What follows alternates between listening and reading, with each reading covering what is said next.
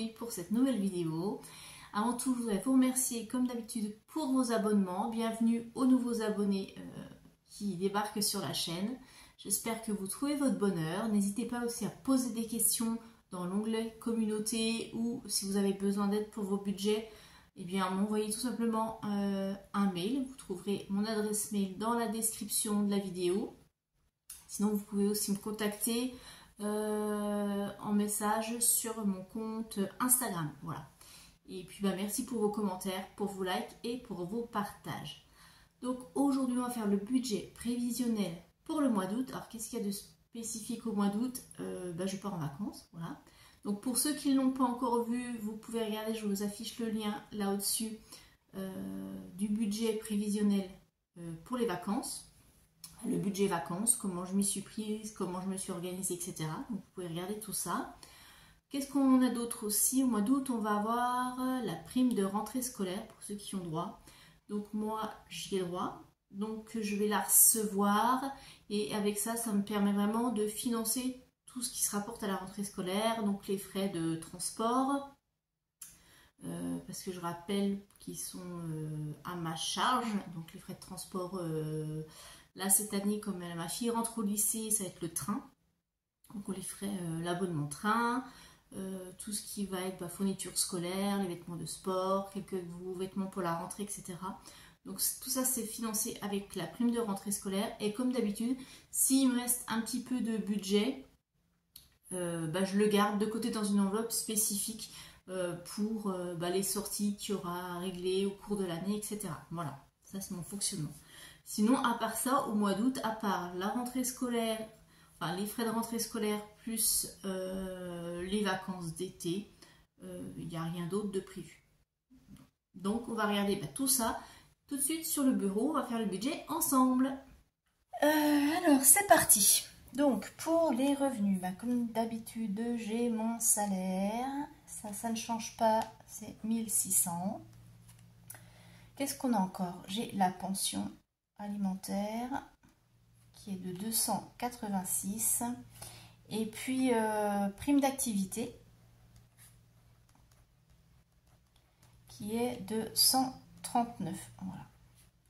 Et oui, on me demandait si j'avais de la CAF. J'ai pas de CAF puisque je n'ai plus qu'un enfant à charge, donc j'ai pas de CAF. J'ai juste la prime d'activité et j'ai pas d'APL parce que mes revenus dépassent, donc j'ai pas le droit non plus aux APL. Voilà, donc ce qui nous fait un total de 2025. Crédit dette, eh bien ce mois-ci je vais remplir parce que malheureusement j'ai terminé le mois de juillet avec un découvert. Donc je vous expliquerai tout ça, je vous montrerai, je vous avais déjà un petit peu spoilé dans les bilans de semaine, mais je vous montrerai tout ça dans le bilan du mois. Donc découvert, donc je le mets ici, crédit dette, puisque voilà, pour moi c'est une dette. Le découvert est de 93 € et je vais le résorber en une fois. Je pourrais le faire en 2 fois, sur 2 mois, mais c'est pas grave, je fais sur une fois. On fera un petit peu moins d'épargne, c'est pas grave. Donc découvert 93, voilà. Après, on va passer aux dépenses fixes. Donc, comme d'habitude, eh bien, on a le loyer qui est de 678. Ensuite, le prêt. Donc, je rappelle, je le mets ici parce que c'est un prêt en commun avec quelqu'un et que je ne peux pas le solder avant l'échéance. Si ça avait été le cas, je l'aurais mis ici pour pouvoir peut-être anticiper, mettre un peu plus de côté et pouvoir le solder avant. Mais là, comme ce n'est pas le cas, je le mets ici. Pour moi, c'est une charge fixe qui sera de toute façon jusqu'à échéance. Donc on est à 114. Ensuite, eh bien, j'ai le leasing pour la voiture qui est de 242. L'assurance, donc là ici c'est l'assurance habitation et automobile, donc 54. Le gaz 101. L'électricité 31, et là j'ai entendu que au mois d'août l'électricité va augmenter, donc je pense que quand ils vont me faire la régule là, je crois que c'est au mois d'octobre, je pense qu'ils vont encore m'augmenter les mensualités. C'est vrai que ça commence à devenir cher de se chauffer et de s'éclairer. Enfin moi en plus sur l'électrique, malheureusement j'ai une plaque de cuisson, j'ai un four électrique, j'ai le frigo, puis voilà, après toutes les choses courantes, hein, la télé, les luminaires. Bon, j'ai mis des ampoules LED partout. Mais bon, j'ai une ado, et vous savez, les ados, ils vivent dans la nuit. Ils vivent dans la nuit, mais la lumière éclairée. Donc ça, c'est super. Donc je fais la chasse à ça avec ma fille. Quand je rentre dans sa chambre et que je vois qu'on est en pleine journée, les volets sont fermés et la lumière allumée, je peux vous dire que je crise et que j'ouvre les volets directs et que j'éteins. Mais bon, ça, elle n'a pas pris conscience. Bon, je pense qu'elle en prendra conscience quand elle sera chez elle et qu'elle aura les factures à régler. Voilà. Alors, je ne sais pas comment sont vos ados ou si vous avez des astuces, mais là, voilà, ça me fait penser à la pub, vous savez, c'est pas Versailles ici, c'est un peu ça. J'évite aussi d'utiliser l'aspirateur. Je passe le balai régulièrement et l'aspirateur, on va dire que c'est une fois tous les 15 jours pour vraiment faire bien correctement sur les plaintes et tout. Mais bon, voilà, j'essaie vraiment de faire la chasse à consommation électrique, mais c'est pas évident. Bref, l'aparté est terminé. Internet. Donc Internet, moi c'est pour, j'ai la fibre et puis la télé. Donc je suis à 16 €. Donc on me disait que c'était pas cher. Oui, c'est parce que je suis sur un fournisseur local. Donc c'est un petit peu moins cher. Mon téléphone. Ici on est à 15 €. L'abonnement aussi téléphone pour ma fille. Là on est à 16 puisque je vais changer son abonnement. J'ai pris quelque chose d'un peu plus puissant pour pouvoir la joindre tout le temps. Cotisation compte, on est à 12 €, donc c'est cotisation du compte bancaire. Et puis Netflix, parce que je le garde encore, Netflix, 9 €, voilà. Donc on va faire le total des dépenses fixes.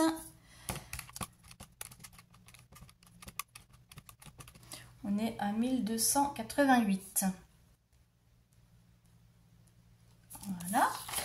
Ensuite, ici, dans les virements permanents, alors, donc j'ai le virement vers le LEP. Donc là, c'est 40 €. Donc ça, c'est pour alimenter mon fonds d'urgence. Et puis, vers mon livret bleu,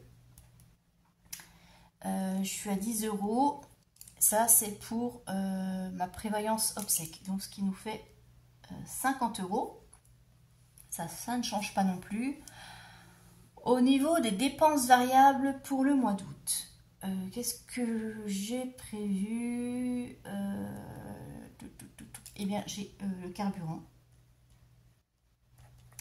Donc, je prévois, comme d'habitude, 50 €, mais sachant que je pense que je dépenserai moins, parce qu'il n'y a que 15 jours, parce que les frais de carburant pour les vacances sont pris sur le budget vacances. Donc là, ce sera juste le carburant pour les 15 premiers jours du mois d'août pour aller travailler et puis voilà, aller à droite à gauche. Voilà. Normalement, ça devrait suffire. Qu'est-ce que j'ai d'autre? Ah oui. Quelque chose qui n'était pas prévu tout de suite. Des frais de vétérinaire. Parce qu'il faut que je fasse castrer mon chat. Parce que là, c'est devenu insupportable. Je voulais attendre un petit peu et puis voilà, le financer ou peut-être le faire financer avec le fonds d'urgence. Mais je me suis dit là, je vais le faire maintenant. C'est vrai que bon, il a un petit peu plus d'1 an et ses hormones le travaillent énormément. Donc je n'en peux plus, je sature, donc je vais faire plutôt que prévu. Donc du coup, je vais le prendre directement sur le budget du mois d'août parce que là, au mois d'août, je n'ai pas encore... j'ai des frais en moins vu qu'il n'y a plus d'école, j'ai pas la cantine. Qu'est-ce que j'ai d'autre aussi? Enfin bref, je ne sais plus, voilà. Donc je le fais sur le mois d'août et je prends sur le budget, ça évite de toucher à mon fonds d'urgence et ça ira très bien. Donc là j'en ai pour 156 € parce qu'il y a aussi la puce pour l'identification. Voilà. Donc ce qui nous fait un total de charges variables de 206 €. Voilà. Et ensuite, on va passer aux enveloppes pour le fonctionnement courant. Donc ça, je rappelle, hein, je paye en carte bancaire, c'est pour ça que je le mets ici, que c'est pas dans les enveloppes. Carburant, je paye en carte, et frais vétérinaires, c'est pareil, ce sera en carte. Et là, on va passer aux enveloppes d'espèces. Donc, comme d'habitude, j'ai les courses, évidemment, comme tout le monde. Donc, les courses, je rappelle, moi, je regroupe tout, hein, l'alimentation, produits d'hygiène, etc. Puisque j'achète tout au même endroit, donc ça sert à rien de faire 50 enveloppes. J'en fais qu'une. Et là, comme d'habitude, je mets 240 €. Sachant que j'ai aussi le potager, donc je devrais pouvoir faire des économies. Et puis, on a une partie de l'alimentation qui sera sur le budget vacances. Mais je mets comme d'habitude, comme ça, si au niveau du budget, au niveau des vacances, c'est un petit peu juste, ça permet de se faire vraiment plaisir pendant une semaine et de ne pas être obligé de se restreindre ou de se priver. Voilà. Bon, c'est pas le but des vacances. Prendre des vacances, c'est vraiment pour profiter. Donc, voilà. Qu'est-ce qu'on a d'autre? Ah, l'enveloppe d'hiver aussi. Donc là, je vais mettre 20 €. Je rappelle, c'est mon petit fonds d'urgence pour le mois. Si il y a besoin de compléter pour les courses ou les loisirs, etc., je pioche dedans. Et je fais une petite enveloppe aussi loisirs. Parce que comme vous le savez, je fais des randonnées. Et des fois, on aime bien manger un petit truc. Voilà, ça peut arriver. Donc, je préfère prévoir que... me priver ou me faire surprendre. Ce qui nous fait 280 €. Voilà. Alors là, on va regarder combien il nous reste pour qu'on puisse répartir dans les épargnes. Donc, mes revenus, moins mon découvert, moins mes charges fixes, moins mon virement, moins mes charges variables et moins, hop, ça, ce qui nous fait 108.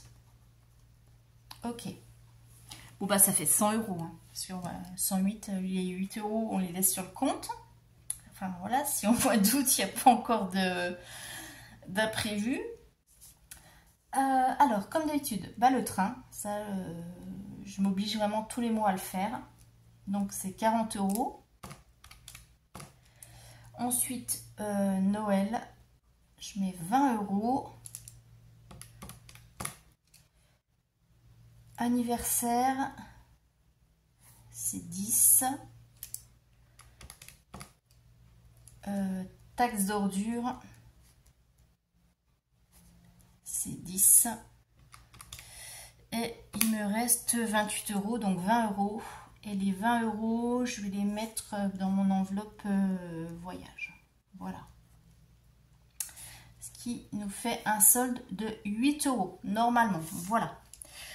Bon, j'espère qu'au mois d'août, je vais pas craquer. Je vais rester raisonnable et sage. Bon, en même temps, bon, c'est pas très grave. C'est vrai que là, du coup, c'est vrai qu'entre les découverts et les frais de vétérinaire, c'est un peu compliqué, mais bon, l'essentiel est là déjà pour pouvoir fonctionner au quotidien. Et ce qui reste, c'est l'épargne. Donc, c'est pas grave, j'épargne un petit peu moins pour le mois d'août. C'est pas très grave, je vais pas me mettre la pression. Ça sert à rien parce que sinon, après, on stresse, on ne vit plus et il faut savoir se faire plaisir.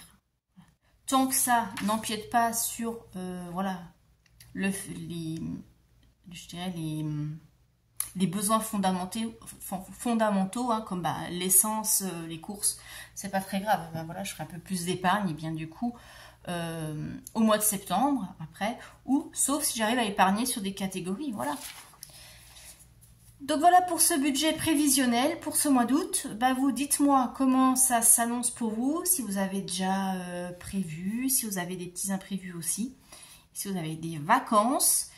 Si vos vacances sont déjà passées, comment ça s'est passé? Est-ce que vous avez pu respecter votre budget ou pas? En attendant, je vous fais de très gros bisous et je vous dis à très vite. Bye bye.